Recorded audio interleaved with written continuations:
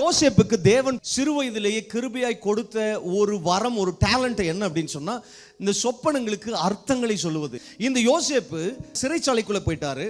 13 வருடம் இந்த யோசேப்புக்கு தன்னுடைய வரத்தை பயன்படுத்துவதற்கு ஒரு வாய்ப்பு இல்லை. சில நேரத்தில் நம்ம பாருங்களேன், எனக்கு இது விளங்கலை, இது வாய்க்கலைன்னா இன்னொன்று ட்ரை பண்ணுறோம், இந்த பிஸ்னஸ் வரலைன்னா இன்னொன்று ட்ரை பண்ணுறோம், இந்த வேலை வரலைன்னா இன்னொரு வேலை, இந்த வேலை வரலைன்னா இன்னொரு பிஸ்னஸ், இந்த இது வரலைன்னா இன்னொன்று. இல்லை, கர்த்தர் என்ன சொல்கிறாருன்னு சொன்னால், இந்த யோசேப்புக்கு கர்த்தர் கொடுத்தது ஒரே ஒரு வரம். சில நேரத்தில் கர்த்தர் உங்களுக்கு கிருபையாய் கொடுத்த தாளந்தை உங்களுக்கு மதிக்க தெரிய வேண்டும். கர்த்தர் உங்களுக்கு கிருபையாய் கொடுத்த வரங்களை உங்களுக்கு மதிக்க தெரியாவிட்டால் உங்களுக்குள்ளே ஒரு பிரஷர் பில்ட் ஆகிட்டே இருக்கும். You value your learning. நீங்க கற்றுக்கொண்டதை முதல்ல மதிக்க ஆரம்பிங்க, கர்த்தர் உங்களை உயர்த்த ஆரம்பிப்பார்.